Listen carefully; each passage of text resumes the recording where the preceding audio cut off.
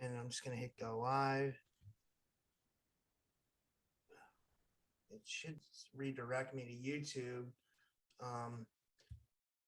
Does it say we're live yet? Okay.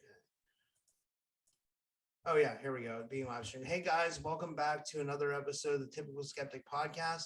I have another fascinating guest with me today. This is the second time she's been on my show, but for a lot of you guys, you're new audience members to my channel, so you may have not saw my shows with her. And who I'm speaking of is Marilynn Hughes from the Out of Body Travel Foundation. She established that in 2003. Marilynn has experienced, researched, written, and taught about out-of-body travel and mysticism since 1987 and has spoken on dozens of radio and television programs to discuss her thousands of out-of-body experiences. She studied in the ancient sacred texts of all the major and minor world's religions, as well as Catholic, mystical, aesthetical, biblical, doctrinal, dogmatic, systematic, liturgical, catechetical, and moral theology. She has also studied individual schools of theology to include Franciscan, Carmelite, Ignatian, Dominican, and Benedictine. Marilynn is also trained as a remote viewer in transdimensional, controlled and associative remote viewing, and as a hypnotherapist. She received certifications in various psychological and therapeutic modalities in NLP, which is neuro-linguistic programming, REBT, CBT, and a bunch of other and NBA therapies. She's authored 109 books, 40 magazines, and 18 CDs on out-of-body travel and comparative religions, including mysticism and her seminal classic, The Mysteries of Redemption, a treatise on out-of-body travel and mysticism, which is now in development to become a featured TV film series. Wow. Well, this is, and we'll get more into it, but thank you, Marilynn, for coming back on. How are you? Good. How are you? Great to be here. Thanks for inviting me back. Yeah, I'm so happy to have you back. So little update since last time. What's been going on with your foundation and your book writing? Like, what have you been doing since the last time we talked? Gosh, well, we've been doing a lot. So probably a few books have been released, and we've also done quite a few documentaries that you can catch at our YouTube channel. And also I've been working on writing the screenplays for the series, which is in development. So that that's out there doing its thing. And so working on a lot of those kinds of things right now. Yeah. That's cool. So let's just start from the beginning. Like, how did this all, I don't think we talked about this last time. How did this all start for you? Okay, I don't know. We just lost the sound when just a second there, but I think you asked me how it all started. Yeah, like how this all started for you, like how you got into learning about out-of-body experiences and stuff like that. Well, the original start date was when I was 9 years old, and I had this amazing experience, which I've talked about a lot, where I was lying in bed as a 9-year-old child, and literally the thunders began rumbling, the clouds started moving in front of me, and literally the heavens opened to this marble staircase that went from right in front of me up into the heavens.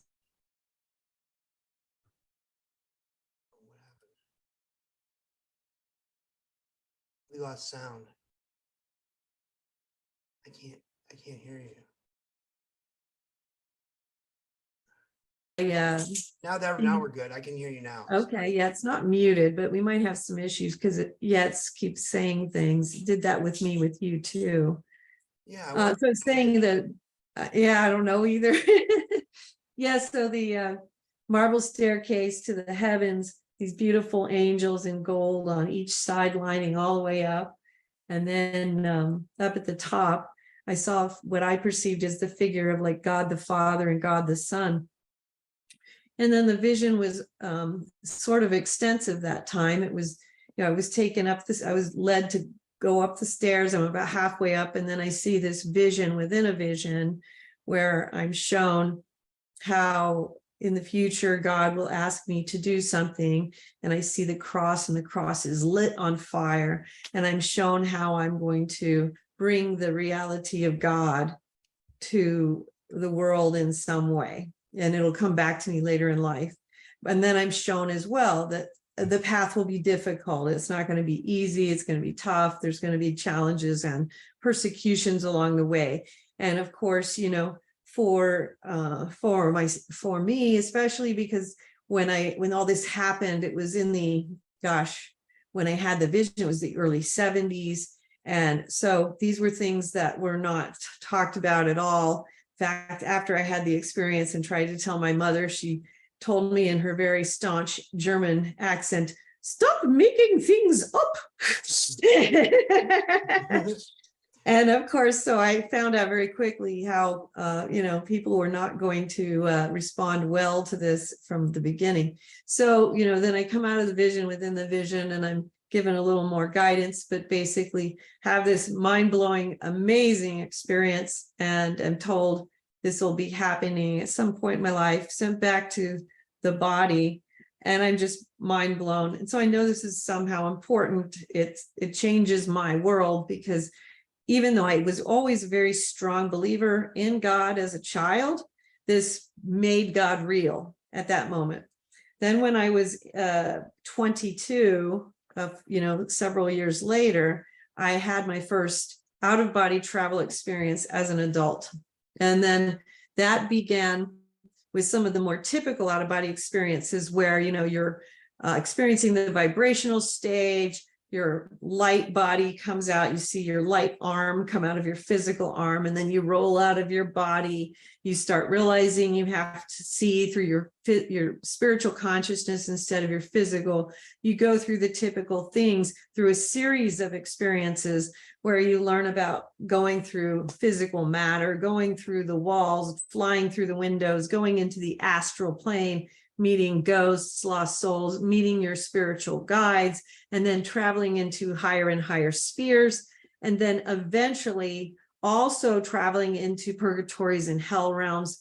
But it was literally, and as you'll see in my books, it goes into an evolution into higher and higher and higher consciousness throughout.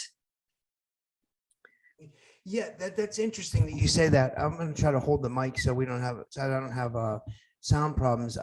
One of the things that I picked out that you said in there is that the OBEs kind of show the reality of God in our lives. I've always thought that they show that there is more to life than the material, like than the 3D, than the physical. Like, was that what it was first for you? And then when did it start to become more of a spirituality experience? For me, it was always spiritual. The first out-of-body experience I had at 22, I was, a little bit afraid, thinking that maybe I died in my sleep because I was disconnecting from my body. So I was thinking, going through that immaterial reality. But I was always very aware of God anyway. So that was always kind of part of my psyche. But when you think about the experience that I had as a child, God was a very clear center of it. And then right from the very beginning in my experiences, the spirituality and God himself, it was always merged, because the path that I was being directed to follow was a path that was leading me closer and closer to this great and holy being that, there's this holy being that as God. But when you first start beginning the experience, you may experience it as further away from you. In the beginning of the experiences, you also experience, a lot of people talk about the unconditional love of God that they experience. But they also talk about how the knowledge of all things comes into you in these experiences as well. So in some of these out-of-body and near-death experiences, there's the infusion of the mysteries of life, so to speak.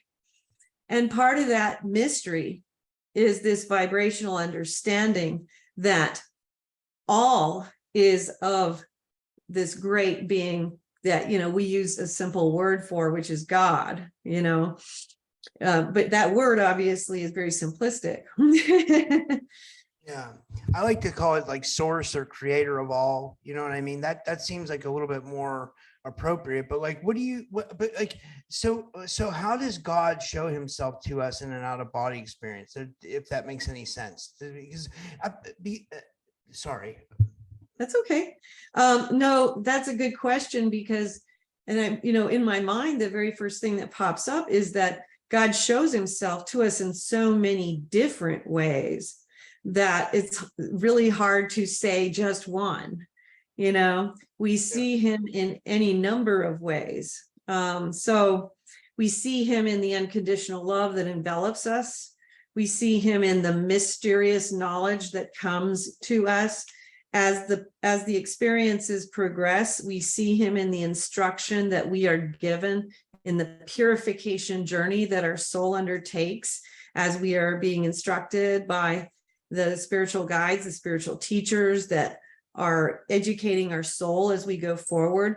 We will see God in different prophets, saints, mystics, sages, and ascetics who come to teach us. They themselves may not be God, but God will have sent them. We'll see God in a myriad different realms of creation. We see God in just about everything beautiful that we witness in these beautiful spheres, realms, dimensions of existence that we travel. And so, this can be anything from those beautiful angels that are standing on the marble staircase to the golden angels of the 23rd dimension, to the seraphic orders that guardian you through when you're receiving your own angel wings in the alteration realities later on down the road. It's seen when you see the crystal cities in the higher spheres of existence, or when you hear the universal sound of vibration, which is generated by that creator, that universal being of God. It's when you hear the music of the spheres, which is generated from that consciousness of all that is holy. God is an omnipresence.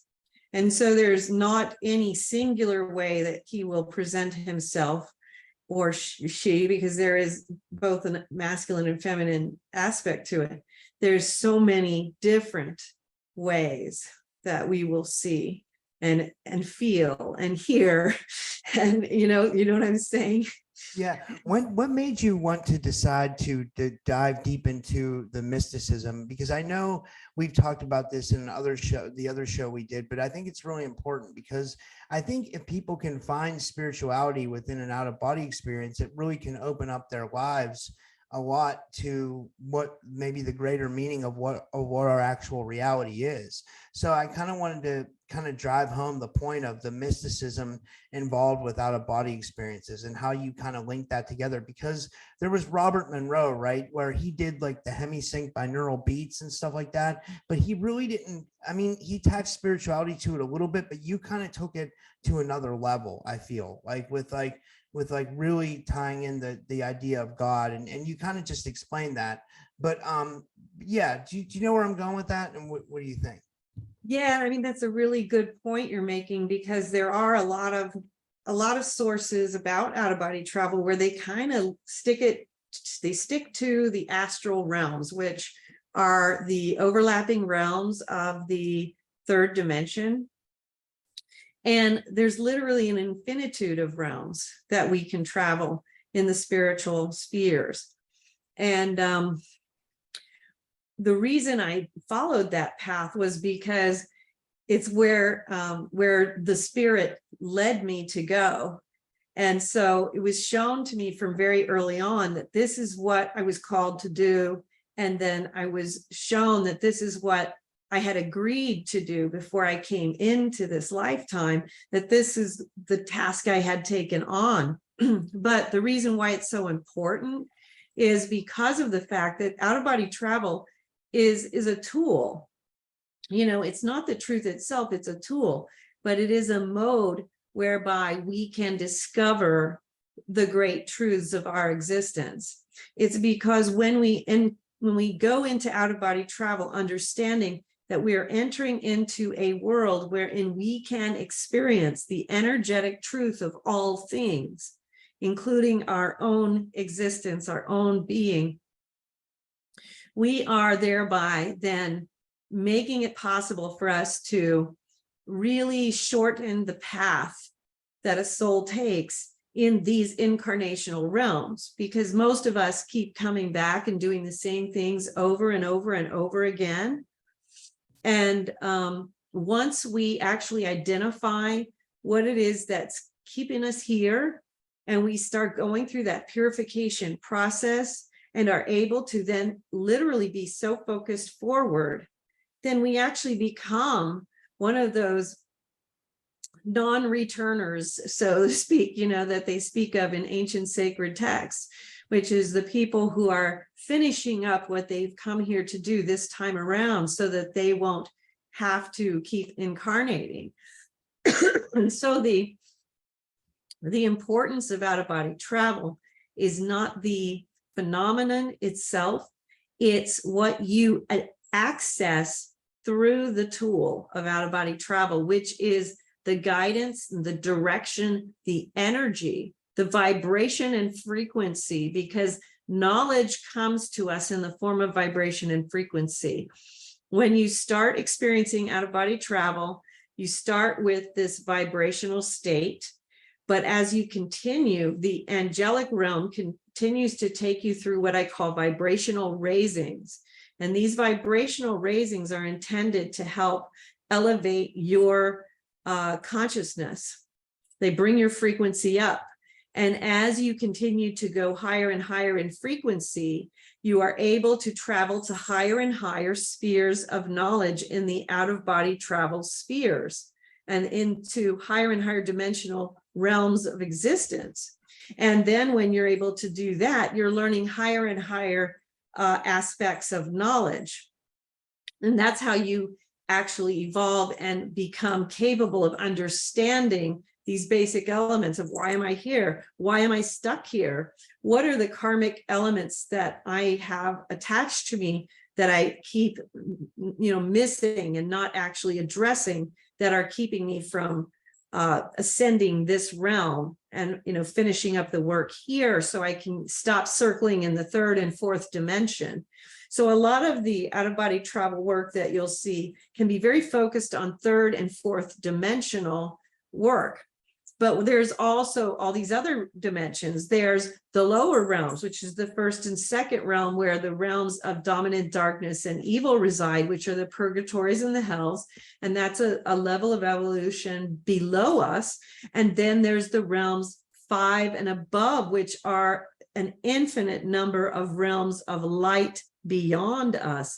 And those are the realms that we want to start traveling and learning from and bringing light back from into our reality here, if we wish to actually ascend from this lifetime to the next into a higher construct of ourselves, basically graduate from earthly existence to the next level of existence that comes after this type of existence. It is the purpose for being here is karmic purification, to go from selfishness to selflessness, but to also understand what vices are attached to our soul, and to then go through the translation from vice to the virtues that take their place, which is a process of mystical theology. It's a process of mysticism. And it's interesting because it's not just one religion that has a school of mystical theology. Many religions have this mystical theology, which teaches the science of the soul, the purification of the soul. You'll see it in Sufi mysticism, Catholic mysticism, Jewish mysticism. I was led very early on to study the ancient sacred texts for this reason, was to realize that this science of the soul, the purification of our soul, was so very important for us to be able to then grab a hold of why we're here and actually pinpoint, so that we would start doing the work that we came here for, rather than just kind of getting caught up in in the phenomena of it, the excitingness of it. Oh, that's cool. This is fun. And, we did a couple of films that you can watch, and you can watch all these things for free at our YouTube channel. We have one called The Grand Phases of the Soul, which lays out this purification, discrimination, and discipline pathways. And we also have The Stairway from Earth to Heaven, which are just a couple that you can start with, but we have about 11 films to start understanding how it is that we take the knowledge that these prophets, saints, mystics, saints and ascetics and sages left behind in these works that they wrote, the last words that they left behind before they ascended this realm, these mysteries that they left us as to how did they do it? How did they figure out, and what was the secret for them as to how did they finish here?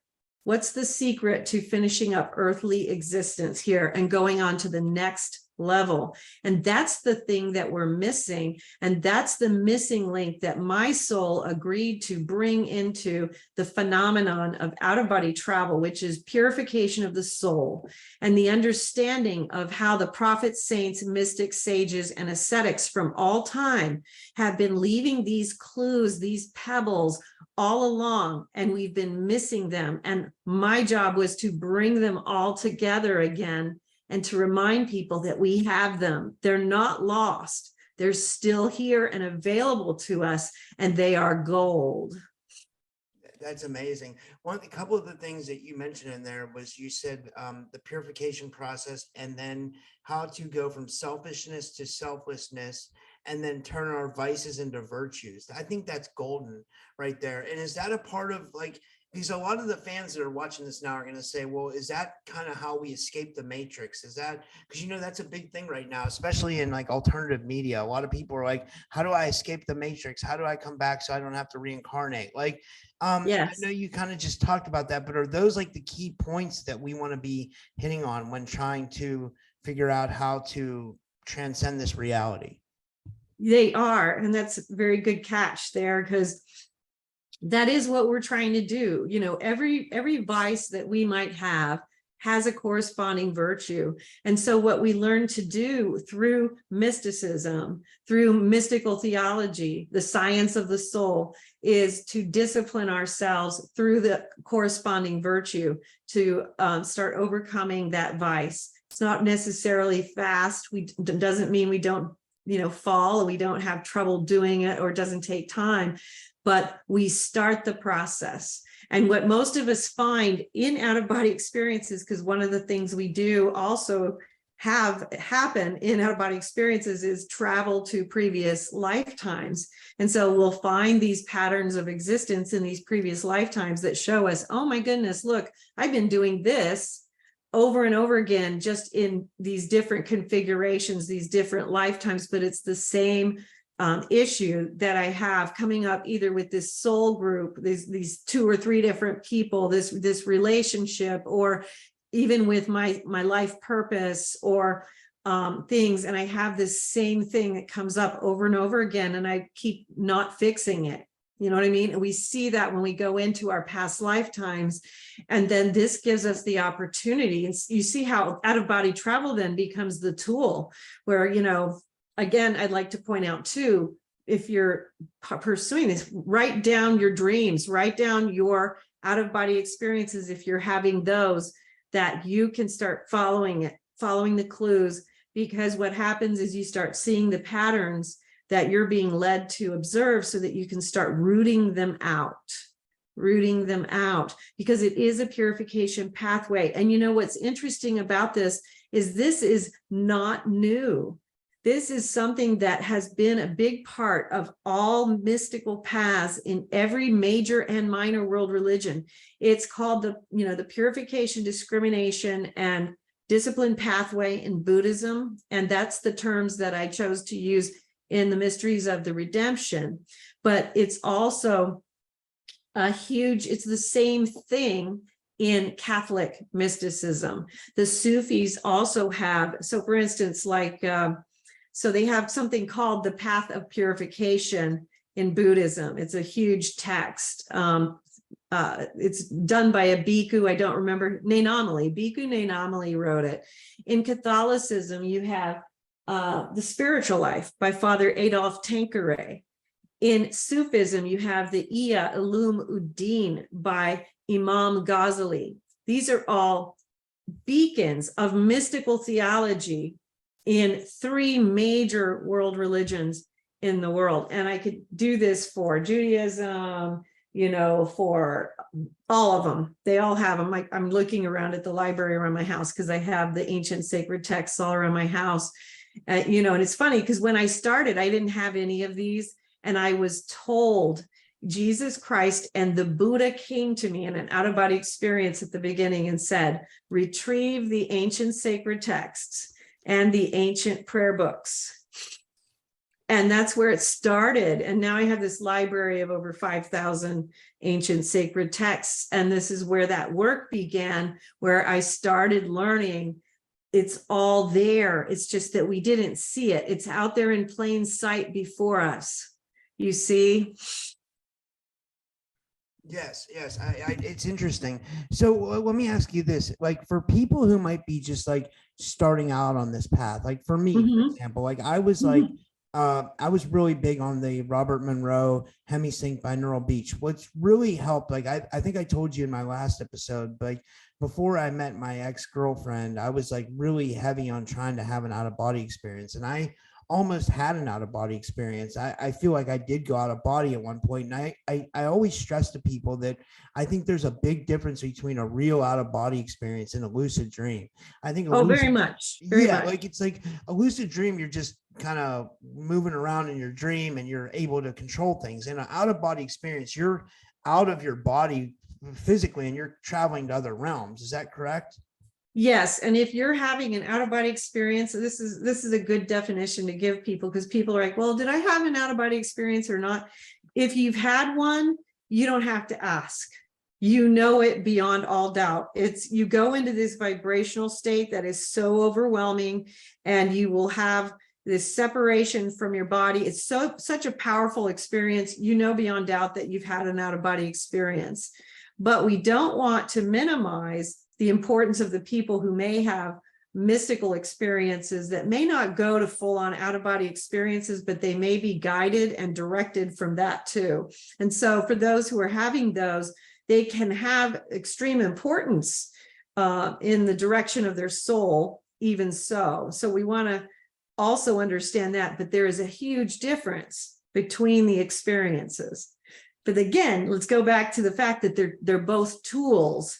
So that's the important thing to understand. They're not the truth. They're the tools. And so we allow God, the universe, to decide which tool will work for us. And we don't worry about, if we are going to be someone where we just have these full-blown conscious out-of-body experiences, or for those who have it in a different way, but where they have direction and guidance, like through lucid dreaming, because some people do have spirit. I call the ones that are of this nature spiritual dreams versus just a regular dream, or even lucid dreams, because you can have lucid dreams, but they're not spiritual. They're not something where you're being actually instructed in something important. We all have blasé dreams that don't matter. And when you have an important dream where you're being told something that you know is important for you to know. You know what I'm saying? Yeah, I also was going to say that people can also have like a lucid meditation as well. Like you can get so deep into a meditation that you're transcending realities, and also psychedelic experiences as well, right? Right. And again, those are not the same as out-of-body experiences, but we don't minimize the importance of those as also being very important tools in people's spiritual unfoldment and awakening. Exactly. Yeah. So, okay. So going back to what I was saying, that my question so I was doing the Robert Monroe Hemisync binaural beats, but I'm kind of a beginner when it comes to like mysticism. So like, what's a great way to start combining the two? And like, for someone that's kind of just starting out like me, what would you recommend, like some reads and like to like, and to maybe like enhance our experience and get closer to having that out of body experience? Because I'm guessing that the more you progress your spirituality, the more likely you are to have an out of body experience. Is that correct? That's true. And they will expand more as you progress your spirituality. And so, as we make progress and we listen to the guidance that's given to us, the experiences will not only increase, but they will expand more, and you'll be taken to higher and higher understandings.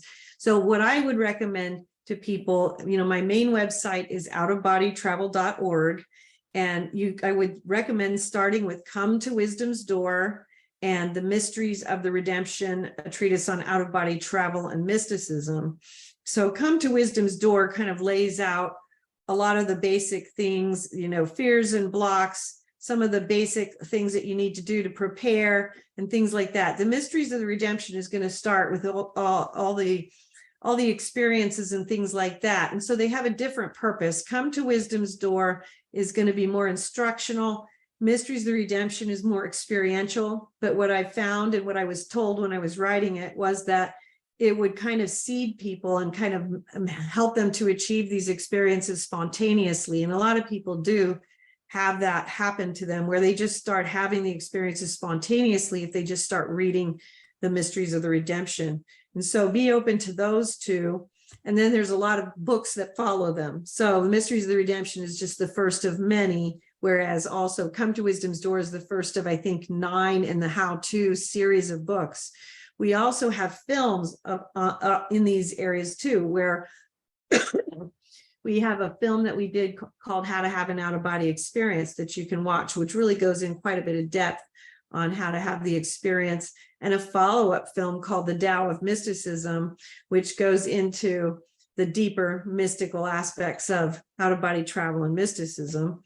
And then, the grand phases of the soul, which explains just these phases of the soul, which are so important for people to understand, and how a soul opens up and awakens through out-of-body travel and mysticism. So I would definitely recommend to start there. Yeah. And then one thing I wanted to touch on that we didn't get into last time was your near-death experience. And I heard you talk about it when you I think you were doing a show with Preston Dennett the other day. I saw that, and I wasn't aware that you had an out-of-body, or I'm sorry, a near-death experience. Can you talk about that and what happened? Okay, sure. Yeah, and I actually had 2, but this is the second one. And this happened in 2003. And in 2001, I had been diagnosed with cardiomyopathy, heart failure. And it was peripartum cardiomyopathy after the birth of a child. And it was pretty serious. And they had already taken me to Denver, to the University of Denver transplant ward to be typed out for transplant. But I had been put on medications and stuff. And it seemed like for a while I was doing okay on medications, but then my heart was kind of sinking, getting quite a bit worse. My doctor had said, maybe it's time for us to consider the transplant. And so he had set it up because the testing was showing that my heart was getting worse and it wasn't good. And so he said, we're going to do a catheterization. We'll have a chopper standing by. I lived in a small mountain town, so we had to have choppers to get sent to places. And we'll do that, like in a week or something, I think it was. And they said, okay. And so the night before the procedure, something went awry. I don't really know what, because I was at home, but I'm assuming it was like an arrhythmia of some kind, because with the condition I had, those kinds of things were common to have happen. So I was whisked out of my body and I whisked into what is the tunnel with the light at the end. And, I'm kind of like in the galactic heavens, and the tunnel with the light at the end. My cute little dog from childhood that I had for like 20 to 25 years, I can't remember how long she lived, was in the light. And I was so excited to see her. She's a little black and white little terrier. And she was there. And I, was reaching forward towards where the veil was, the light in that tunnel. And I could slightly touch it. I remember being very fascinated with it, but I knew, because I've had thousands of experiences already, I knew that if I just go past it, I couldn't come back. And so I was not crossing the line. And then Jesus appears, and he's wearing the robes of the Sacred Heart, which is the red and white robes. And he says he's going to give me this special dispensation to take me on a journey through some of these heavenly spheres. And he does this. He takes me on this really beautiful journey that is so beyond words, but he takes me through, like, I don't know, 5 or 10 of these beautiful heavenly realms, these cities of light, these cities like beyond the city of the New Jerusalem, really beautiful places. And many of them are, I wouldn't even call them cities, they're realms. And they're just, their colors are so vibrant. The beauty is in this vibration and light and color. And it's just so hard to sometimes conceptualize in our earthly way. So he takes me through them. It's just an ecstatic, beautiful place experience. Of course, I don't want to leave. I want to stay forever like everyone else. And, so he brings me back to where the light is in the tunnel. And he shows me this measure of selfishness and selflessness. And he shows where I'm at on the measuring scale. And I'm up near the top at selflessness at that point.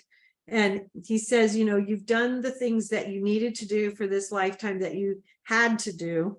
And he said, so if you want to go, you can go, but it is your choice at this point. You can go back or you can stay. It's up to you.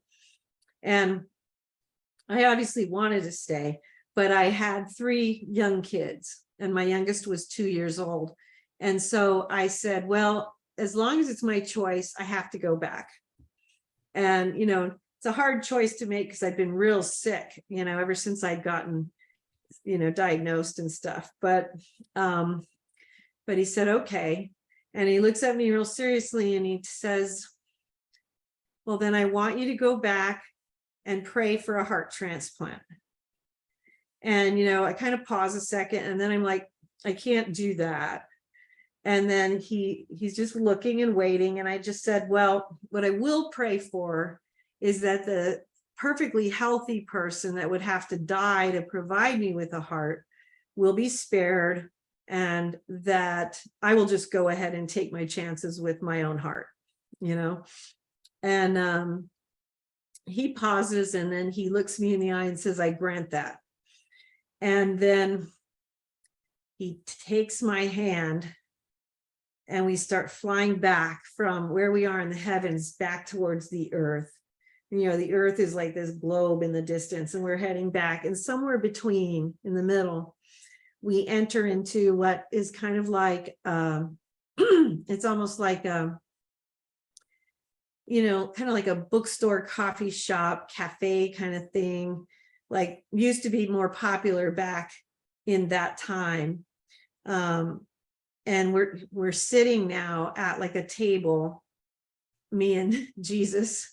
It was just cool. And and him in his really glorious Sacred Heart robes, and he's sitting at the table and we're looking up at all these bookshelves, and he points to these books on this bookshelf in front of me, and there's a bunch of books, a lot of books, and he points at them and he says, he says at first, and this is part of, he says, I'm not going to heal you, but I'm going to help you. And then he says, I'm going to make good use of you in the time you have left. And he points to those books. And then I realized that my name is on them. And there's a whole bunch of them. And on hindsight, I now know that the ones that I looked at the most closely were the Mystic Knowledge series, because I could see, oh, that's a series about this. And what are those? Because I'm like, because there were a lot of books, and I was a little bit overwhelmed because, I've written a lot of books now, but at the time I had written 3. I'd written 3 that were ready to go to print. I had a couple of books that were in print earlier with my previous publisher, and I had a lot of stuff that ended up in the Mysteries of the Redemption. But basically he was showing me everything I was going to do. And so it was pretty overwhelming looking at it, because now, I mean, what was on those bookshelves is now on these two bookshelves that are behind me, which is all the books I've written since. And so I was overwhelmed, and I was like, okay, I'm looking. And then we head back. He takes my hand. We head back. I'm waking up into the physical realm, and it's time to go into the hospital. And I have this procedure done, and I'm supposed to wake up in Denver, but I wake up in the small mountain town. I'm just where I was when I went under. And I asked the doctor, okay, well, I'm still here. What's going on? And he says, well, we can't really explain it. We don't really know why, but for some reason, your heart has just made quite a significant, improvement since last week. And so we really don't need to send you up there now. And so, there's that. And so they sent the chopper away. Everything's cool. And then I stayed stable for quite a few years. And then literally about 15 years later, my heart recovered. It was, it was severely enlarged. It was severely thinned out. I had a very bad ejection fraction. And about 15 years later, all of those things just recovered. Wow. Which aren't, several doctors have told me, who actually looked at all the records, said that that's not possible for just drugs, medications to do that. It's not physiologically possible. And so, so I've had doctors who have said that's pretty miraculous. So anyway, when I woke up, I knew that I'd gotten help from Jesus. And, but I didn't say anything, because I knew that, that doctor would probably have a hard time with what I might have to share. So I kept it to myself. That's so interesting that you were actually healed. Like, one thing I wanted to mention, like the different realms you went through, and like where do aliens, like in your reality, like in the way you perceive this reality as to what it is, like what do aliens have to do with the astral realm and our reality, if from what you've been able to gather in your travels and stuff? Do you see them a lot in the astral realms, and like what do you think? Well, I don't see them a lot, but I've seen a lot of them.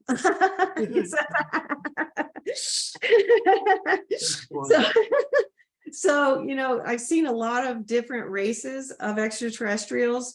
And one of the things that I noticed, years back when I was taken into I was taken into heaven, heaven with the quotation marks, because there's so many heavenly spheres that it's hard to make that make sense. But I was taken into one of the heavens, one of the heavens that we would think of when we're talking of going to heaven after death.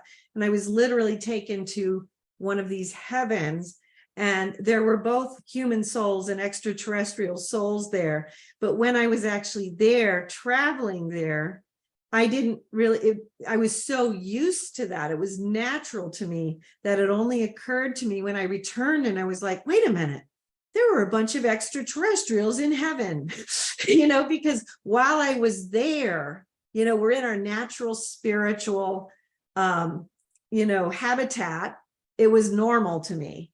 It was when I came back to my physical body that it was like, wait a minute, there's extraterrestrials in heaven. So there's all these extraterrestrials in heaven. But then I've seen many of these different extraterrestrial beings in out-of-body experiences in a lot of different types of realities.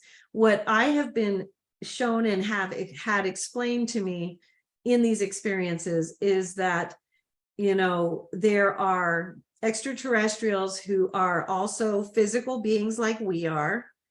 And so they would be mortal beings like we are, who, have their places of existence in the universe like we do, who will also have spirits and things like that. And so They're part of the universe, just like animals and other creatures are. There are also extraterrestrials who are beyond the physical, so that they are a higher dimensional being than we are. So they may not be physical beings. Like, for instance, like the Pleiadians, for instance, I'm not sure that they have a physical counterpart. I think that they're probably fifth dimensional and above only. I've only seen them in the fifth dimensional. I've seen these aliens who are, I call them the Tibetans, and they don't, I don't think that they have any type of physical body anywhere. And then I've seen others where they're just so, they vibrate at such a high level of existence. I don't think they have a physical body. But then, you know, just like we have, there's also aliens and extraterrestrials who are of lower evolutionary things, who would be, you know, in physical vessels on other planets. And I obviously haven't seen all there is to see, you know, because I would imagine with the size of the universe that we have, that there's probably a lot of planets that are occupied with different types of life, whether it be spiritual or physical life. Because one of the other things I've been shown is that we do have certain types of extraterrestrials who live in a different dimensional existence on other planets. They're not just necessarily physical. So we might even come across a planet that looks like it's uninhabited, but it could be habited by beings in another dimensional reality. They're a higher dimensional reality where they reside.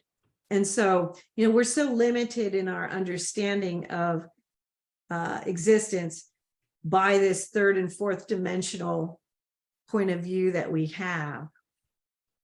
Yeah, and then I guess like my last question for you is, do you think that it was meant to be this way? Like, were we meant to be inquisitive about our reality, to want to do you think God wanted us to like seek out of body experiences? So like, do you think that like how am I trying to word this? I'm trying to like, do you think that that's what we were meant to do, to seek for mysticism, or seek for the bigger things in life? Because there's so many people that don't know anything about this, but then there's people like you and I.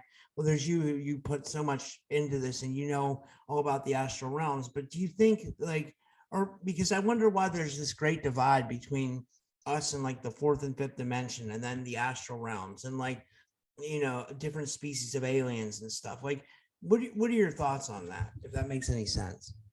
I do think that we are created to be, you know, seekers, you know, and that there are some of us that actually incarnate to perform or to experience certain realities where we will not be, you know, we will be very focused on whatever it is that we're here to experience.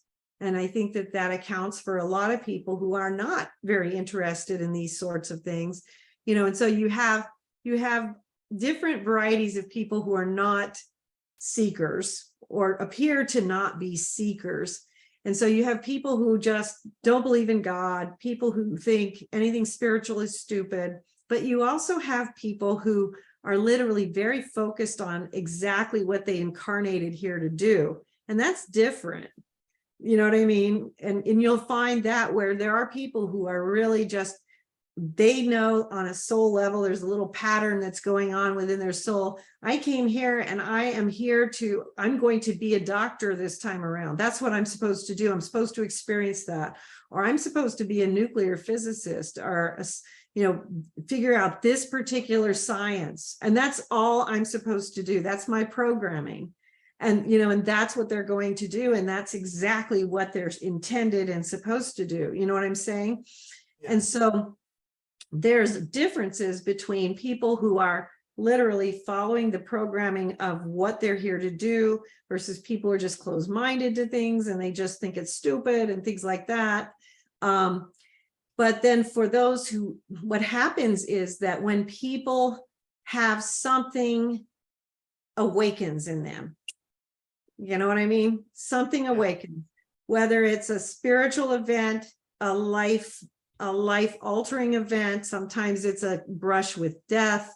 Sometimes it's just the nature of who the person is, because some people, some of us are just naturally more inclined to, we want to know where, why are we here? You know what I mean? And once that awakening occurs, those people are going to be seeking God or seeking the truth in one way, shape, or form, because that's just their nature. And God did create us that way. And we have seen too that any of those people who are not interested at all, that can change in a flash if something changes in their environment, or they have a life-altering event. Suddenly they too may have this life-altering moment where all of a sudden they need to know. You know what I mean? So we are intended to seek that union with our Creator. We are in this state of being separated from our Creator, and it is important for us to be trying to find our way back to that unity, and that unity comes not just with our Creator, but with all life. And so that is that coming together with all the multiplicities. And you learn a lot about this when you watch the films at my site or read my books. The multiplicities consist of all of our different lifetimes, but it also consists of all life. And so when we enter back into that oneness of all existence, it's coming back together with understanding that we're part of this much greater whole, which is all of us. We're not separate from each other either. We're coming together with the knowledge of all of our own past lives, but we're also uniting with all life. And then we're uniting with all life to unite with the all being. And then all being uniting with universal being. And as we're doing that, the way that we're doing that is we have to become that which we're seeking. And so what we find in the spiritual path, the spiritual journey, is that if you are seeking an all holy God, then you must seek to become more like him, right?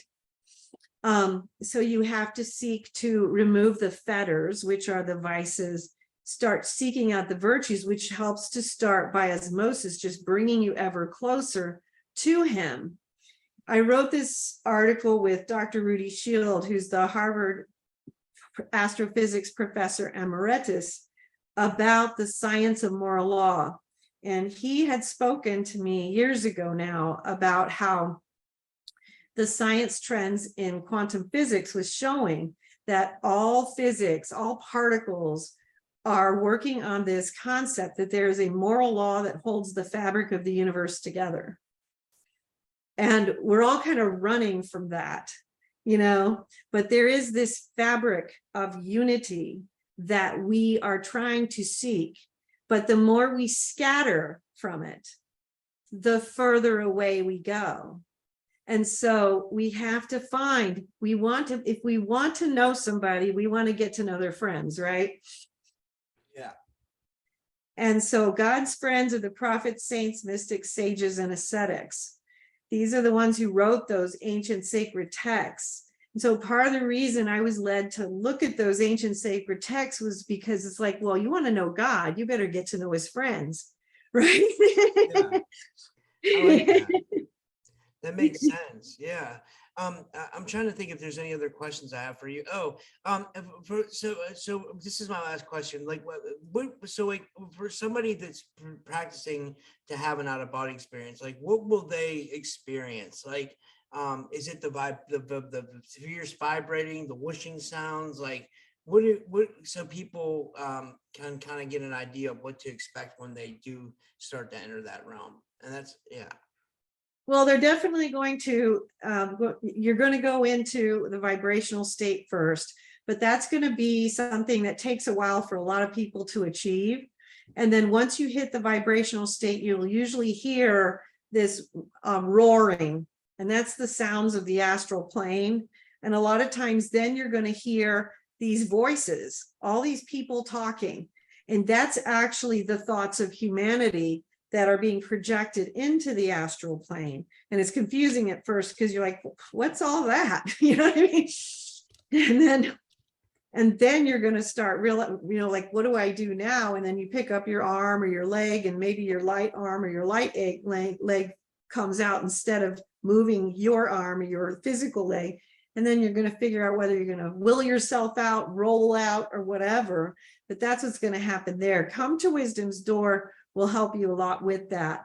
And, if you go to my website at outofbodytravel.org, there's a link at the bottom that takes you to outofbodytravel.wordpress.com, where you can download all of them for free. And Come to Wisdom's Door will take you through all the stages of the out-of-body experience. There's also another little book that I put out a couple years ago called Astral Projection Made Easy. It's almost like a how to have an out-of-body experience devotional. It takes you step by step through each thing that happens on the way to having an out-of-body experience that you can focus on for 1 day, 2 days, a week, however long you want. And you can go back and do it over and over again, however long you want.